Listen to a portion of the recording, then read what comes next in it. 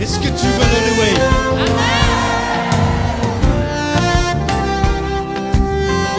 Si tu veux le louer, sache qu'il faut que tu le fasses avec le cœur. Si tu veux le louer, lâche.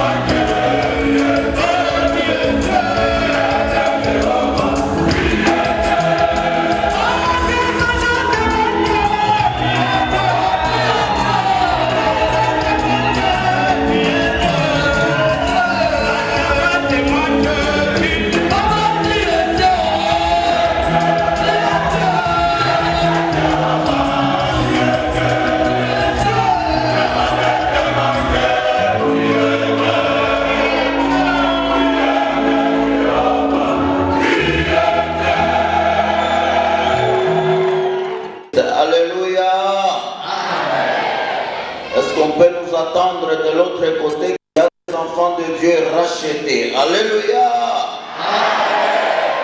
Que Dieu vous bénisse beaucoup. Aujourd'hui, c'est une journée de bonnes nouvelles. Pas seulement bonne, mais aussi grande. Pas seulement grande, mais aussi merveilleuse. Parce que c'est lui que nous adorons. Elle naît un jour. Gloire au Seigneur. Amen. Il est né un jour. Nous allons lire la parole de Dieu. Luc chapitre 2.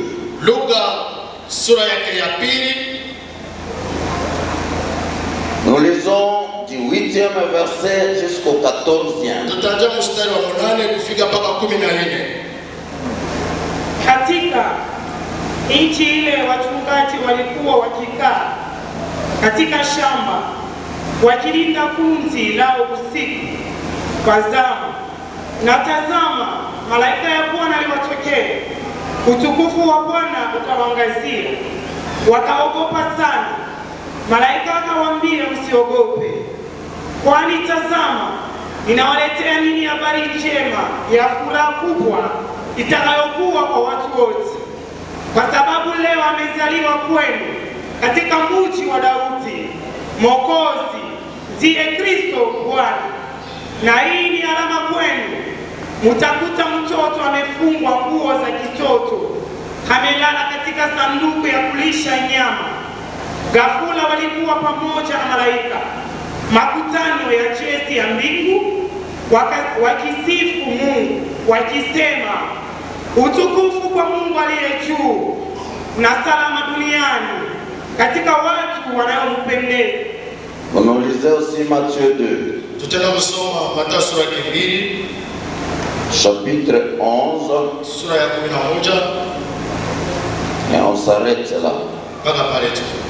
Wakaingia nyumbani, wakaona mtoto pamoja na Maria mama yake, wakaanguka wakamwabudu. Nao walipokwisha kufungua hazina zao, walimtolea zawadi, dhahabu na uvumba na manemane. Que Dieu vous bénisse. La dernière lecture, nous la lisons dans Luc 2, Usomi wa mwisho tutasoma Luka sura 2, chapitre 2, versets 30 et 31. kuanzia 13 mpaka 31. Kwa sababu macho yangu yameona wokovu wako ulioweka tayari mbele ya macho ya watu wote. Gloire au Seigneur. Amen. Car mes yeux ont vu ton salut. Kwa sababu macho yangu iliona wokovu wako. Le salut que tu as préparé pour tout le peuple. Wokovu ilikuwa yenye kutengenezwa kwa watu wote.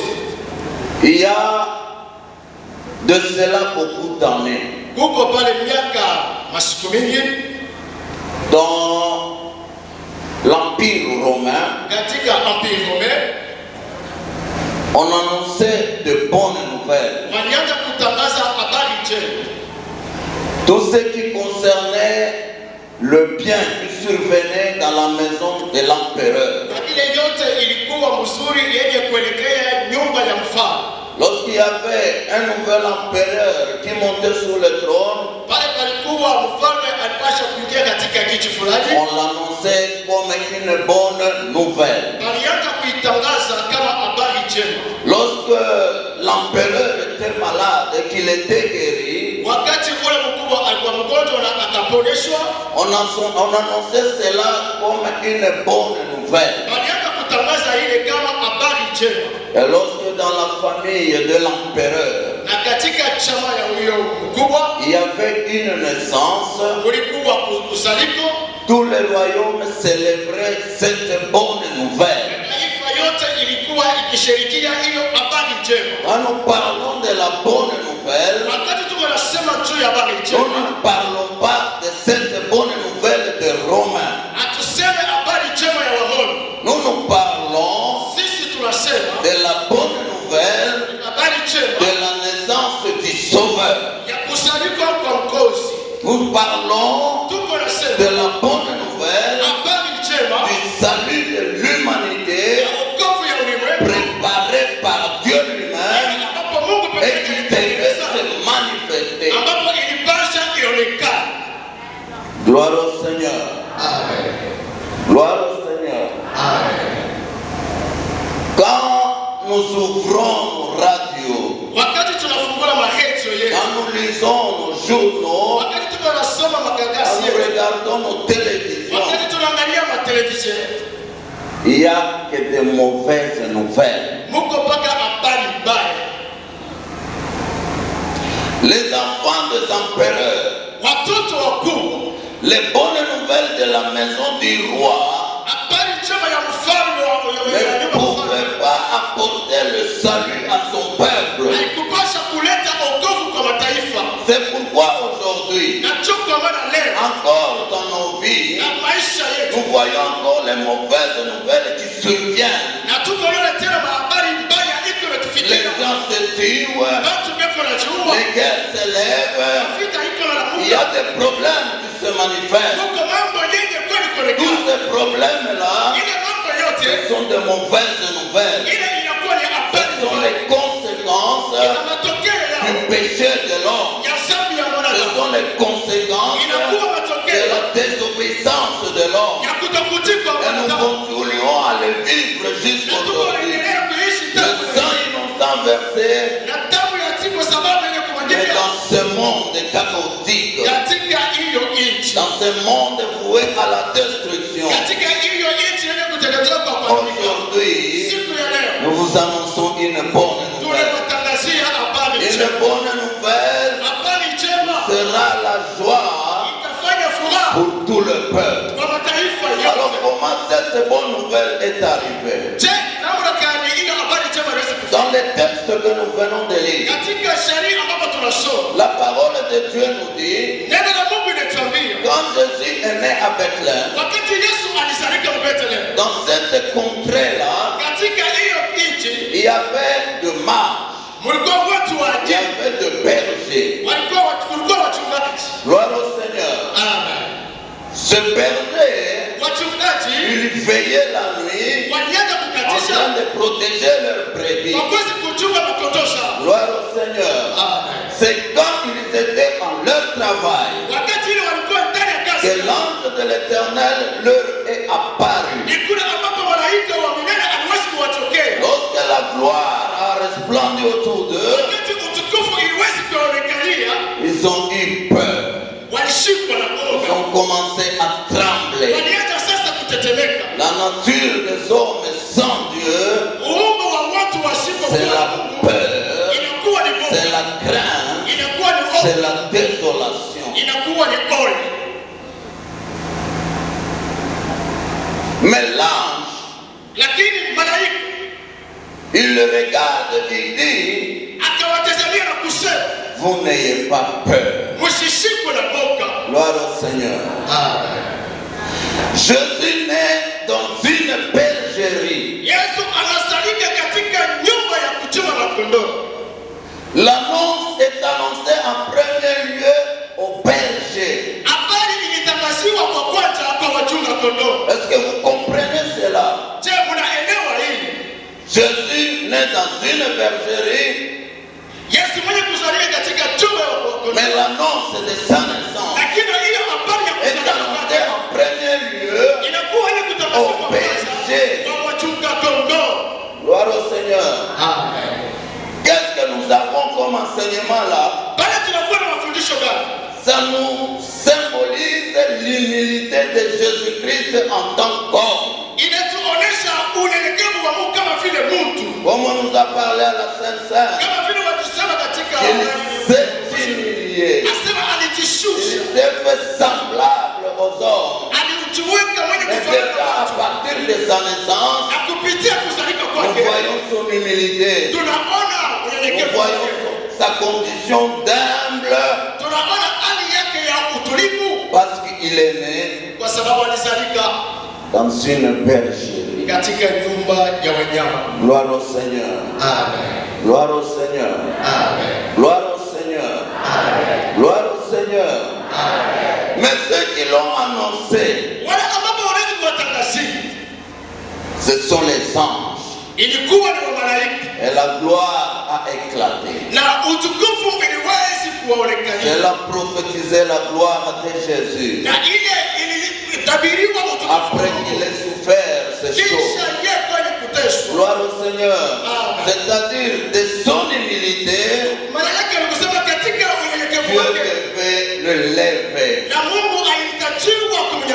De sa condition la plus médiocre où il est descendu, Dieu devait le glorifier. Aujourd'hui, à cause de cela, il est couronné de gloire au Seigneur. Comme dit la Bible, l'humilité c'est de la gloire. Il nous a parlé de ces choses à la Sainte Seine. Alors l'ange dit, ne craignez pas. Ce que vous voyez aujourd'hui,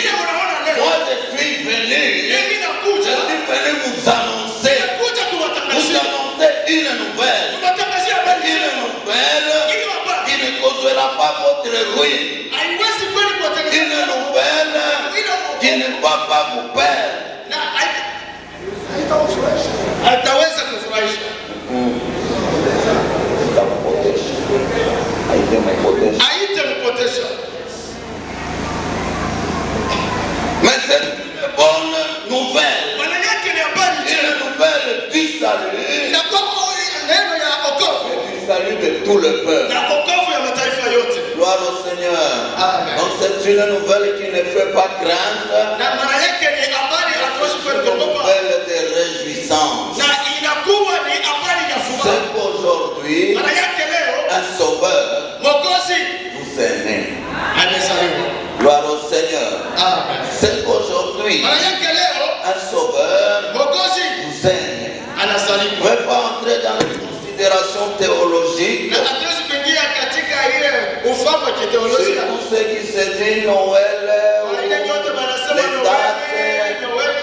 Nous ce que nous célébrons Lakini aujourd'hui, ile sisi tunasherehekea. nous ne célébrons pas le 25, Na hatusherehekee le mais 25. nous célébrons Lakini le tunasherehekea sauveur qui est né. Mwokozi Que ça amezaliwa. soit le 25, Ijapokuwa que le ça 25. soit le 30, que ça soit le premier, que ça soit n'importe quel jour, mais nous nous célébrons ce qui est venu nous sauver.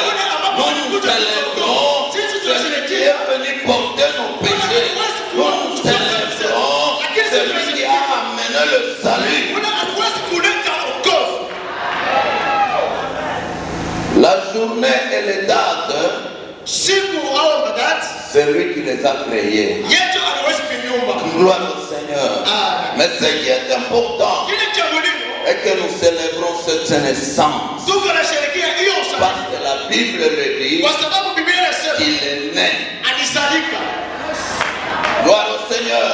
Amen. La Bible le confirme Na qu'il Biblia est né. inahakikisha kusema Mais alizalika. lorsque nous célébrons, Na wakati tunasherehekea hivi c'est célébré dans ce temple, na kwanza kwa kusherehekea katika hekalu yake, c'est acheter des poules, tuer des vaches. inakuwa kununua makuku na kuwa mambuzi. Ce qu'il faut célébrer, Ile inahitajiwa il faut kusherehekea. célébrer Inapaswa lorsque kusherehekea Jésus naît dans votre vie. anazalika Parce katika qu'à maisha ce yako. moment-là, c'est une autre date qui commence. Inakuwa maisha C'est kila une autre siku. vie qui commence. Et la date de la célébration, c'est le jour que Jésus est né dans votre vie. Siku ambapo C'est Yesu le alizaliwa jour ndani que ya maisha Jésus est né dans ma vie. Ni siku ambapo Yesu Alors à ce alizaliwa ndani ya maisha moment-là, yako. Kwa hiyo wakati la célébration a un sens. kusherehekea kwetu kunakuwa kwa maana. Gloire au Seigneur. Une bonne nouvelle, Habari njema. c'est qu'aujourd'hui, Hivi leo il vous est né un sauveur. kumezaliwa Mwokozi. Les signes, Malama pour le reconnaître, juu ya kuweza kutambua nous en parlerons. tutasungumuza hiyo. Ils nous disent Na inatuambia que vous les reconnaîtrez na mtatambua parce que vous les trouverez. kwa sababu mtamfikia. Un enfant emmailloté, Kwa mfalme mtoto katika tukufu. couché dans une crèche, Mwenye kulalika katika chumba et lorsqu'ils ont fini, na wakati waliweza kumaliza, la Bible déclare Biblia inasema qu'une armée céleste, jeshi la mbingu. gloire au Seigneur, Amen. une armée céleste Jeshi la mbingu a commencé à louer. ilianza sasa kutukuza Mungu. Bien-aimé dans le Seigneur, Wapendwa katika Bwana, si à cause de cette naissance, joto ya hiyo uzaliko, les armées dans le ciel jeshi la mbingu n'avaient pas besoin de salut, haikuhitaji wokovu, on célébrait cette naissance. walianza kusherehekea ile À kuzaliwa. combien plus forte raison, Tena na kanani, nous qui avions besoin du salut, sisi tulikuwa tunahitajiwa nous wokovu. qui pour qui Jésus est né, Sisi ambapo Mungu aliweza à kuzalika, combien plus forte raison, sisi ndani na kanani nous devons le louer. tutambariki. Gloire au Seigneur. Amen. Les Les anges n'avaient pas besoin de salut. C'est nous. Notre Sauveur est né. Nous devons le louer. Nous devons l'adorer. Nous allons y revenir. Gloire au Seigneur. Nous allons y revenir. Alors qu'est-ce qu'ils célébraient? Ils disaient dans leur louange, gloire à Dieu. Gloire à Dieu. Dans les lieux célestes. Gloire à Dieu. Dans les lieux célestes. Pourquoi ils louaient Dieu?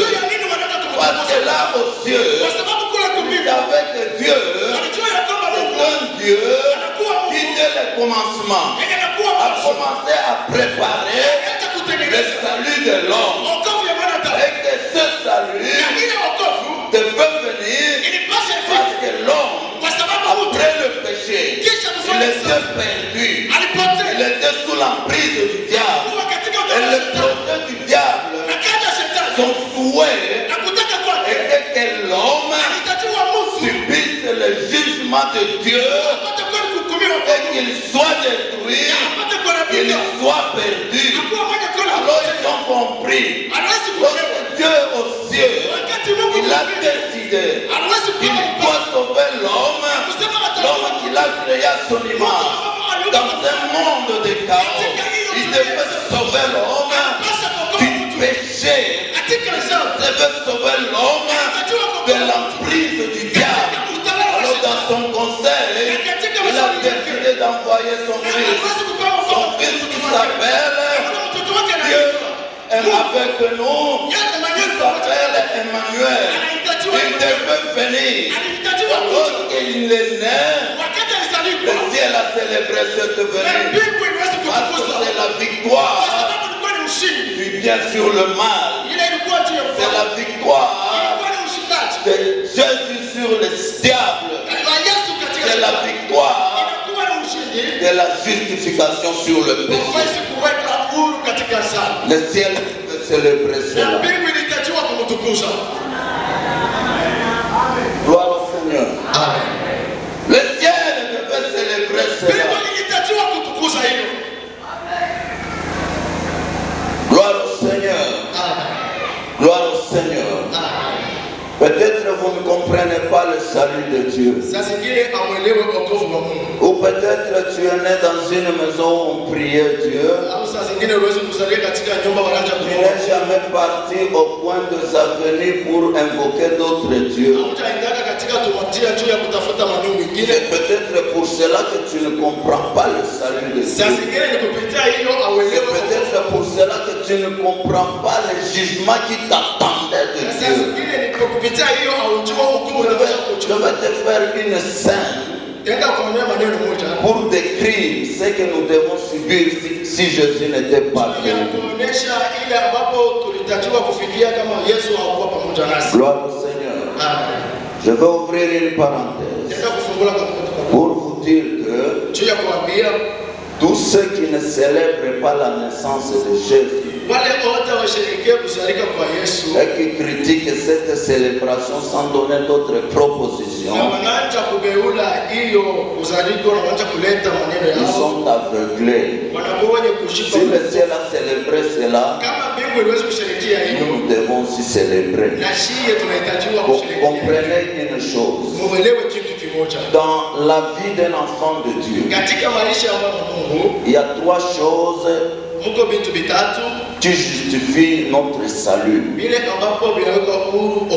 Notre thème principal, c'était que Jésus est né pour accomplir le plan rédempteur de Dieu. Comprenez? Il y a trois choses, je disais. Il y a la naissance de Jésus, il y a sa mort à la croix et il y a sa résurrection. Ces trois choses ont laissé des traces dans les cieux et sur la terre. Ces trois choses font que l'Église existe aujourd'hui. Parce que si Jésus n'était pas né, il n'y aurait pas de Pâques pour les païens. Si Jésus n'était pas né, il n'y aurait pas de résurrection des morts. Donc la venue de notre Seigneur Jésus-Christ est aussi capitale que sa mort à la croix de Golgotha. Maintenant, accepte que je cesse de peindre la mort de Jésus à la croix. Pour qu'on essaie de comprendre ce qui nous attendait si Jésus n'était pas venu. Prenez la scène de Gethsemane. Gloire au Seigneur. Amen. Voyez comment Jésus souffrait. Lorsqu'on lui disait des choses qu'il devait subir à Jérusalem. Qu'est-ce qu'il devait se passer? Il devait être arrêté. Gloire au Seigneur. Amen. Il devait être jugé. Il devait être déshabillé. Il devait porter une couronne de pie. On devait cracher sur lui. Bref, il devait souffrir. Et cette souffrance-là amenait jusqu'à la croix. À la croix, il était étalé. Les clous entre les mains. Les clous aux pieds. À ce moment-là, Dieu l'a abandonné. À ce moment-là, il était séparé de Dieu. C'est ainsi que la Bible dit que le châtiment qui nous donne la paix est tombé sur lui. Il a subi le jugement de Dieu. Il a été condamné. Imagine-toi que toutes ces choses atroces et horribles devaient nous atteindre nous-mêmes si Jésus n'était pas venu.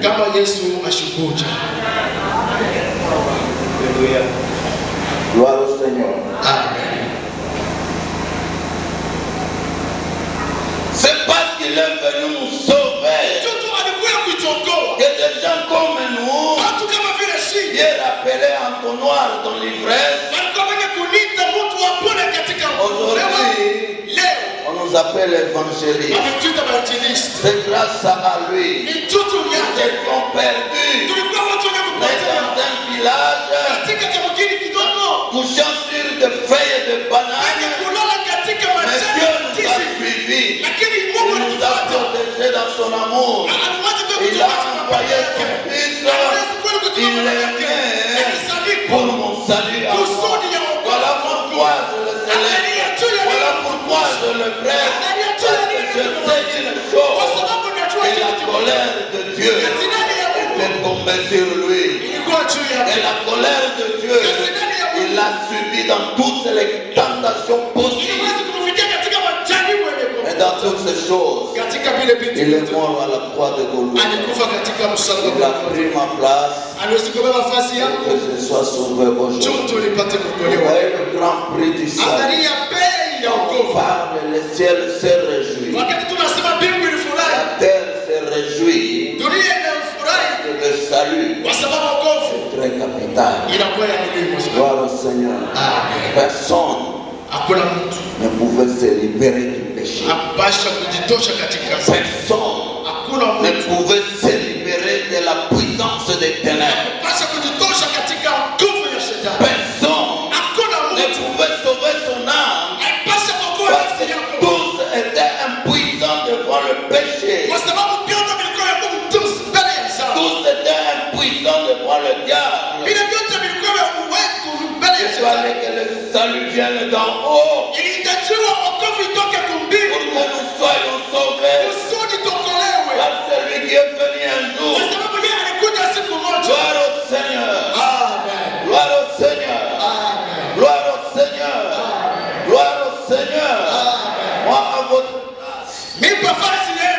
me lèverai mimi nipasha kusimama avec des cris de joie na kulalamika pour célébrer la naissance. Gloire au Seigneur, gloire au Seigneur, gloire au Seigneur, gloire au Seigneur. Il est venu, il est venu. Que Dieu vous bénisse. Vous comprenez le message de salut.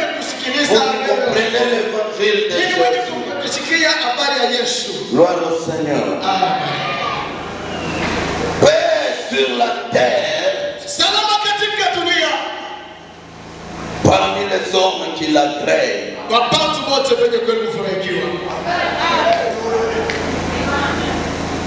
Aujourd'hui, la paix que Dieu nous a donnée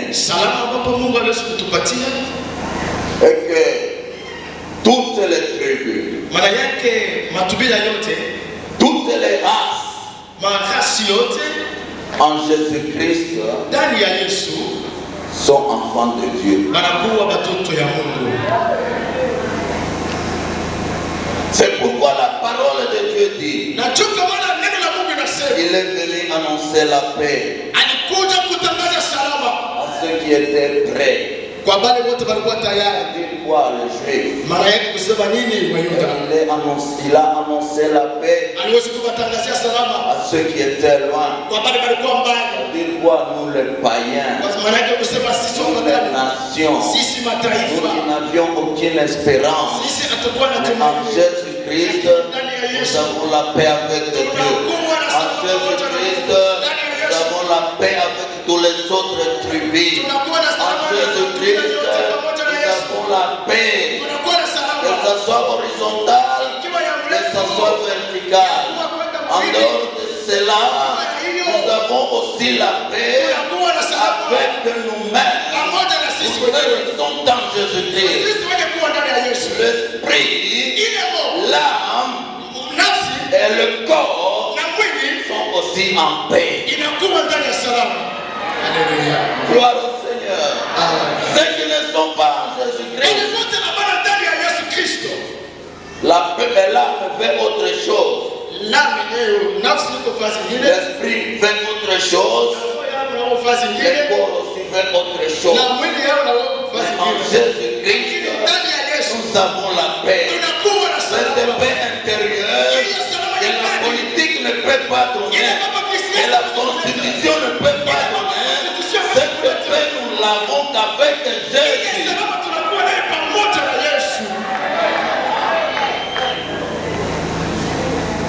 Il a annoncé la paix. Même à vous qui vous haïssez. Gloire au Seigneur. Il a annoncé la paix à tout le monde. Heureux seront appelés fils de Dieu, ceux qui procurent la paix. Gloire au Seigneur. Toi dans ton quartier,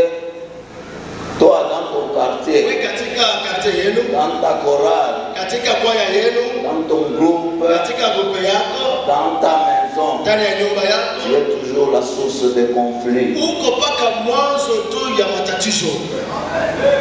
Amen. Il faut recevoir le prince de paix. Il va te donner la paix. Parce que si toi tu poursuis les querelles et les disputes, tu ne verras jamais Dieu.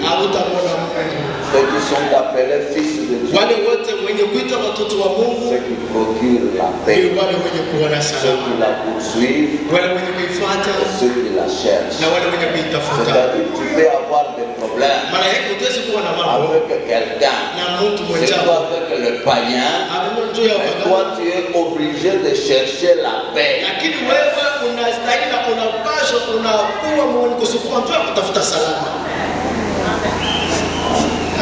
C'est compliqué. Gloire au Seigneur. Amen. Gloire au Seigneur. Amen. Nous célébrons aujourd'hui la naissance du Sauveur. Nous disons que nous célébrons La victoire du mal sur le bien. ushindi ya ubaya juu ya vizuri. Si toi tu viens encore aujourd'hui, Kama wewe uko nakuja tu leo, peux crier Noël, utazi kulalamika tu Noel, peux crier Jésus est né, utazi kulalamika Yesu tu peux alizaliwa, crier le Messie est venu. utazi kulalamika Yesu Mais si alikuja. toi tu es encore attaché au mal, Lakini kama wewe ukingalika na vibaya, sache que tu es encore sous la prise du diable. jua ya kwamba ukingalika tena katika Parce que hii maneno. Kwa sababu Jésus Yesu est venu nous donner alikuja la kutupatia victoire sur le mal. ushindi juu ya vibaya. Lorsque nous célébrons Wakati que tunasherehekea Jésus est né, kusema Yesu nous alizaliwa, célébrons aussi notre salut. tunakuwa wenye kusherehekea C'est-à-dire wokovu wetu. Ni quoi? kusema Le monde qui nous entourait, nous envoûtait. Le diable qui était là nous soumettait à sa volonté. C'est-à-dire quoi? Que nous-mêmes, nous ne pouvions pas sortir du diable, nous délivrer du diable. Mais grâce à soi rendue à Jésus, il est venu pour nous délivrer et de la prise du monde et de la prise du diable. Parce que c'est lui notre kwa sauveur. sababu ni yeye mwokozi wetu. Gloire au Seigneur. Amen.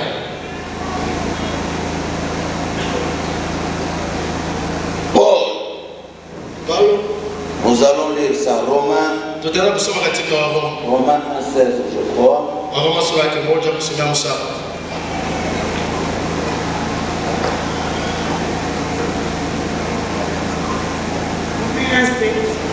Kwa wote walio wa Roma. Romains Romains Romains 1, 16. chapitre 1, verset 16. 16. Kwa maana sioni haya kwa habari njema, kwa sababu ni uwezo wa Mungu hata wokovu kwa kila mtu anayeamini, kwa Myuda kwanza na kwa Myunani vile vile. Gloire au Seigneur. Amen. Paul dit, Paulo anasema je n'ai point honte de l'évangile.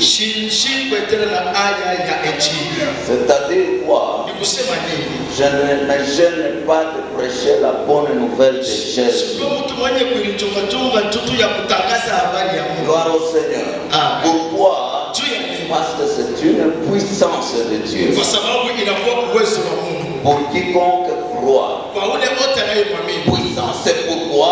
Uwezo juu ya nini? Parce que cet évangile Kwa sababu hiyo est injili capable inakuwa na uwezo de briser ya kuweza les kutuliza chaînes de captifs et de les rendre ya libres. kumpatia uhuru. Cet évangile Hiyo injili est une puissance inakuwa parce uwezo qu'elle est capable de nous sauver des choses du monde. wa vitu vya Cet dunia. évangile est une puissance parce qu'elle est capable de délivrer les ivrognes et de faire le serviteur de Dieu.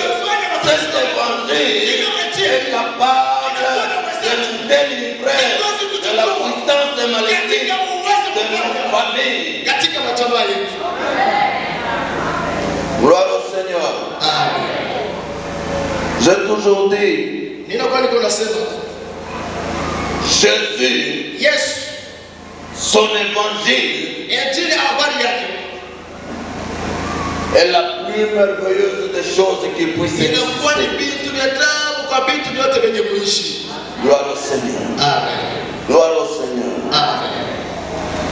L'évangile de Christ, c'est une puissance. Injili ya Yesu Kristo inakuwa uwezo. Écoutez, Msikie. la bonne nouvelle, Habari njema ce n'est pas toutes ces nouvelles que nous entendons. haina tu ya habari yote tuko nasikia. C'est la bonne nouvelle de la naissance de Christ. Inakuwa ni habari njema ya kuzalika kwa Yesu. L'évangile, Hiyo injili ce ne sont pas les 4 évangiles que nous parlons. na hiyo mavitabu ine tuko nasema hapa. L'évangile, Na hiyo injili c'est le message du salut inakuwa ni habari ya wokovu. que Dieu apporte à l'humanité Ile ambapo Mungu aliweza kuleta kwa taifa en lote Jésus-Christ. kupitia Yesu Kristo. Gloire au Seigneur. Amen. L'évangile, Injili ya c'est le habari message de la grâce de Dieu. inakuwa ni habari ya neno la Mungu. Révélé au temps présent Na inakuwa hapa à nous qui sommes là C'est pourquoi nous disons que l'évangile c'est une puissance capable de nous délivrer de tous les pièges de ténèbres, capable d'emporter nos malédictions au loin, capable de changer notre vie en un clin d'œil. Gloire au Seigneur. Mais la Bible ajoute pour quiconque croit. Ce que l'homme doit faire face à cette bonne nouvelle, c'est croire. Gloire au Seigneur. Amen. C'est le premier signe que le mage de Bethléem ont fait. On leur a annoncé la bonne nouvelle. Ils ont cru dans cette ils ont cru en cela. Maintenant ils ont fait un geste de foi. Ils sont allés chercher Jésus. Gloire au Seigneur. Ils ne sont pas restés, mais ils sont allés chercher Jésus. Donc dans cette bonne nouvelle que nous vous annonçons, le dernier geste à faire, c'est de croire. Gloire au Seigneur. C'est d'avoir foi dans cette parole de Jésus-Christ que nous vous annonçons. La deuxième chose, lorsqu'ils sont allés chercher Jésus, ils l'ont trouvé. Gloire au Seigneur. Amen. La Bible dit ils l'ont adoré. Mais ils l'ont adoré de deux façons. Amen. D'abord, ils l'ont adoré avec leurs lèvres, avec leur bouche. Tu es le Seigneur Dieu venu nous sauver. Tout ça c'est très bien. Ce n'est pas mauvais, ce n'est pas un péché. Ils ont adoré. Ils ont parlé au Seigneur. Ils lui ont dit merci. Parce que toi tu es né pour nous sauver. Voilà pourquoi nous. Parce que tu es digne d'être adoré. Ça c'était la première fois. Après, ils ont ouvert leur sac.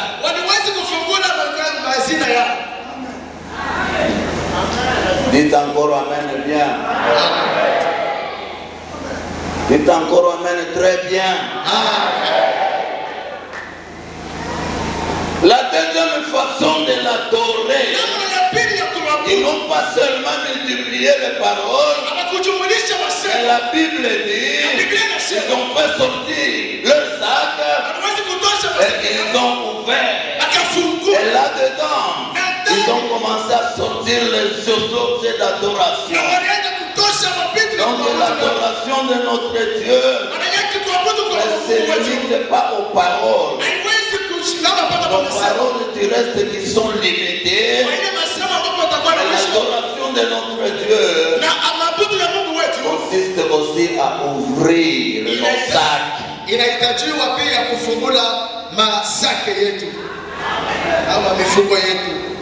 Vous êtes devenus trop silencieux. Hein, bonne semence. Bonne semence. Nous célébrons Dieu. Nous dansons pour Dieu. Tout cela c'est un aspect de l'adoration. Les mages aussi l'ont fait.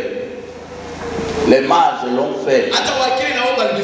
N'est-ce pas, Mzee Domi? Les mages l'ont fait.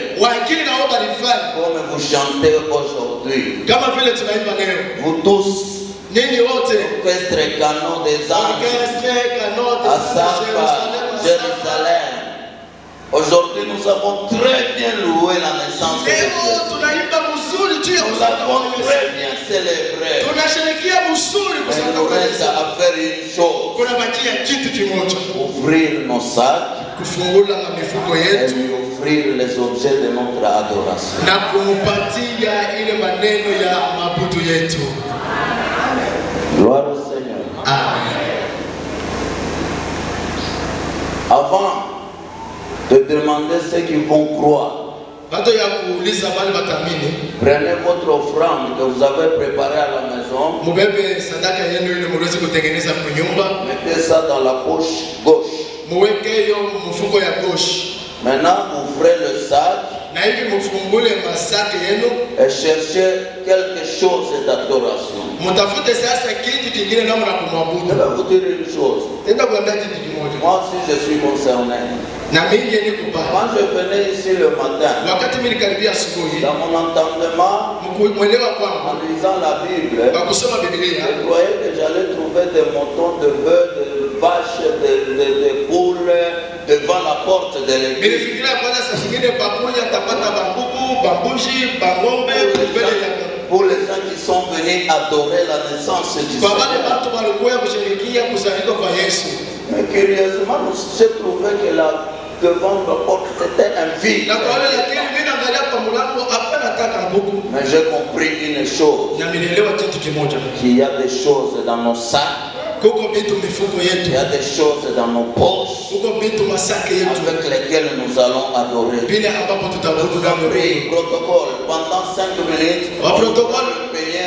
on met le panier là-bas. Pendant 5 minutes, on va adorer notre Dieu. Ouais. Je ne dis pas vos offrandes, mais les objets d'adoration. Ça peut être un bijou, ça peut être une ceinture, ça peut être un téléphone, ça peut être l'argent, ça peut être même votre chemise. Mais pour dire que ça soit un objet d'adoration. Maana yake tunapenda sasa kumwabudu. Protokoli umetuletea Si kitunga. nous parlons, c'est pour que vous avanciez. Mu 5 minutes tunapenda kumwabudu Mungu. Aina ile sadaka ulibeba, lakini hapana, ile sadaka ulibeba uweke hapana. Ni ile sasa ya kwesi kweli kumwabudu na freka bali On kumwabudu. va faire un petit cantique Utatembea tu kwa Mungu wadugu très rapidement. kwa haraka. Commencez par croire Anza kuamini que Jésus est né pour moi. ya kusema ya kwamba Yesu alizaliwa juu Il est yako. venu dans ce monde pour moi. Alikuja hapa dunia juu Il yako. est venu dans ce monde pour me sauver. Alikuwa hapa dunia juu ya Il kuokoa. a croix pour moi.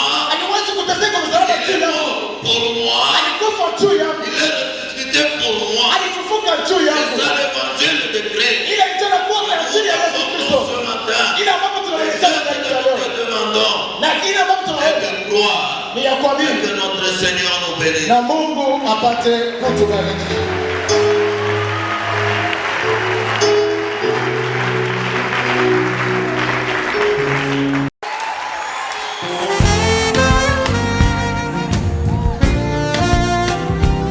Est-ce que tu veux le louer? Si tu veux le louer, sache qu'il faut que tu le fasses avec